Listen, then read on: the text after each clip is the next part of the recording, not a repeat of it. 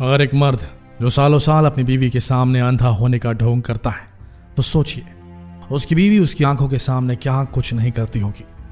जाहिर सी बात है कि बीवी अपने पति के सामने अब वो सब कुछ करती होगी जो उसे पति के सामने नहीं करना चाहिए। ऐसी एक घटना घटी बेंगलुरु में रहने वाले शिवम के साथ।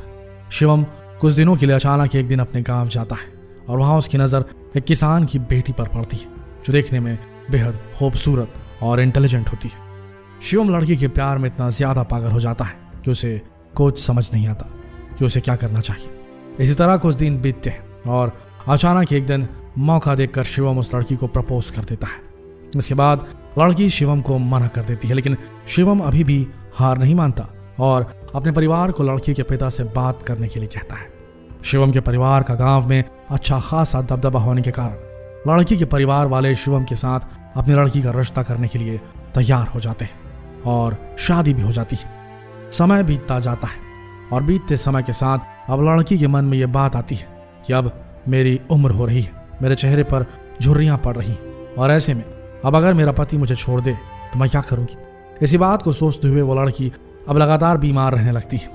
इस तरह दिन बीत जाते हैं और अचानक एक दिन शिवम का एक्सीडेंट हो जाता है और जैसे ही शिवम के एक्सीडेंट की खबर उसकी पत्नी को पता चलती है तो उसके पांव से जैसे जमीन सरक जाती है। उसे बताया जाता है कि शिवम अब अपनी आंखों से कभी देख नहीं पाएगा। हालांकि बात सुनकर शिवम की बीवी को सदमा तो जरूर लगता है, लेकिन उसे इस बात की संतुष्टि भी रहती है कि आखिर मेरे पति ने मेरी खूबसूरती देखकर ही शादी की थी। अच्छा है कि अब मेरा पति मुझे देख ही नहीं पाएगा, क्योंकि अब मैं पहले की तरह खूबसूरत भी नहीं हूँ। कुछ समय तक तो सब कुछ ठीक रहता है, लेकिन अचानक एक दिन शिवम की पत्नी की मौत किसी बीमारी से हो जाती है, जिससे शिवम काफी दुखी हो जाता है और अब उसे अपने पत्नी के बिना एक पल भी रहना गवारा नहीं होता। तत्काल ही शिवम उस घर को छोड़ने का फैसला करता है और वहां से जाने लगता है। लेकिन जैसे ही गांव वालों को शिवम के जाने की खबर पता लगती है तो वे शिवम को समझाने के लिए उसके घर आते हैं और उससे कहते हैं कि अब तो तुम अंधे हो चुके हो, कहाँ जाओगे, कहाँ रहोगे और अपना गुजर बसर कैसे करोगे। इसके बाद शिवम एक गहरे राज से पर्दा उठाते हुए कहता है कि वो अंधा नहीं है। गांव के लोगों को शिवम बताता है कि उसका एक्सीडेंट तो जरूर हुआ था, लेकिन उसने अपनी आंखों को कभी खोया नहीं था। आगे शिवम ने बताया कि दरअसल मुझे बात अच्छे से मालूम थी कि मेरी बीवी अपनी खूबसूरती को लेकर काफी परेशान रहा करती थी और अपनी बीवी की इसी परेशानी को देखते हुए मैंने अंधा बनने का निर्णय लिया था ताकि मेरी बीवी खुश रह सके। तो दोस्तों, आपको क्या लगता है, शिवम ने ऐसा करके सही किया है गलत? कमेंट सेक्शन में अपनी राय जरूर देवें। ऐसे ही दूसरी घटना बेंगलोर में रहने वाले श्री प्रकाश के साथ हुई। श्री प्रकाश बताते हैं कि जब मैं महज 17 साल की उम्र का था तब मैंने पहली बार उस लड़की को स्कूल में देखा, जिसे देखने के बाद मैं खुद अपने आप को नहीं रोक सका, क्योंकि आज तक मैंने इतनी खूबसूरत लड़की को पहले कभी नहीं देखा। आगे वो बताते हैं कि बीतते समय के साथ हम दोनों में बातचीत होने लगी। अब दोनों एक अच्छे दोस्त बन गए। श्री प्रकाश बताते हैं कि जब भी वो उस लड़की से मिला करते थे तो उनका दिल उस लड़की को देखकर जोर जोर से धड़का करता था। श्री प्रकाश आगे अपनी बात शेयर करते हुए कहते हैं कि एक दिन उन्होंने उस लड़की को किसी और लड़के के साथ बातचीत करते हुए देखा तो उनका दिल टूट गया। उन्होंने उस लड़की से हमेशा हमेशा के लिए बातचीत करनी बंद कर दी। हालांकि लड़की को इस बात का अंदाजा बिल्कुल भी नहीं था कि श्री प्रकाश ने उससे बातचीत करना क्यों बंद कर दिया। श्री प्रकाश बताते हैं कि इस घटना के बाद वो बैंगलोर शिफ्ट हो गए और वहीं से कॉलेज करने लगे। कॉलेज करते हुए अचानक साल 2007 में उसके जन्मदिन के दिन उस लड़की का फोन आया, जिसकी आवाज से वो समझ गया कि लड़की कौन है। श्री प्रकाश बताते हैं कि उनकी बातें रोजाना नहीं बल्कि कभी कभार हुआ करती थी। बिजी लाइफ शेड्यूल होने के कारण वो अपनी जिंदगी जीने में लगे हुए थे। फिर नवंबर 2011 में श्री प्रकाश बताते हैं कि एक दिन अचानक उनके पास उनके एक कॉमन फ्रेंड का फोन आया। उसने बताया कि सुनीता, जिससे तुम बातें किया करते हो, उसका एक्सीडेंट हो गया है। श्री प्रकाश बताते हैं उस वक्त उन्होंने अपने दोस्त की इस बात पर ध्यान नहीं दिया और उन्होंने सोचा कि छोटा मोटा एक्सीडेंट तो सबके साथ हुआ करता है, हो गया होगा।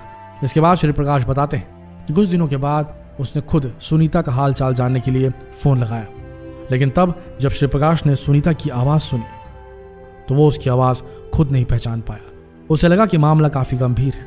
आनंद फानन में उसने सुनीता से हॉस्पिटल का एड्रेस लेकर उसे देखने के लिए वहां चले गए।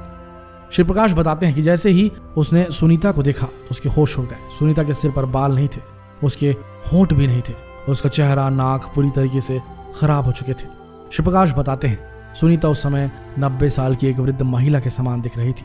सुनीता की इस हालात को देखकर श्री प्रकाश पूरी तरीके से टूट जाते हैं और सुनीता को सांत्वना देकर अपने घर की ओर रुख कर लेते हैं। श्री प्रकाश जैसे ही घर आते हैं सुनीता को एक मैसेज करते हैं जिसमें वे लिखते हैं कि मैं इकलौता आदमी हूँ जो तुम्हारा जिंदगी भर ख्याल रखूंगा, मैं तुमसे प्यार करता हूँ और चलो शादी कर लेते हैं। आगे श्री प्रकाश बताते हैं कि साल 2014 में उन दोनों ने इसके बाद शादी कर ली और आज उनके 2 बच्चे भी हैं। श्री प्रकाश भावुक होकर कहते हैं कि जिंदगी में कठिनाइयां तो काफी आई, लेकिन जिंदगी अपने प्यार के साथ गुजर गई। इस बात का उन्हें संतोष है।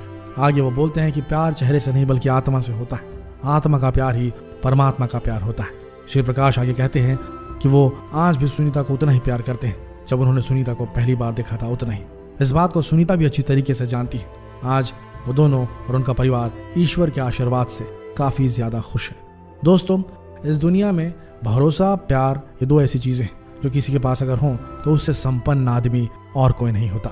आशा करते हैं ये दोनों किस्से, ये दोनों घटनाएं जो आपने सुनी, ये सुनकर आपको अच्छा लगा होगा। ऐसे ही वीडियोस के लिए बने रहिए हमारे साथ। मिलते हैं अगले वीडियो में। तब तक के लिए आप सबका इस वीडियो के अंत तक बने रहने के लिए दिल से धन्यवाद।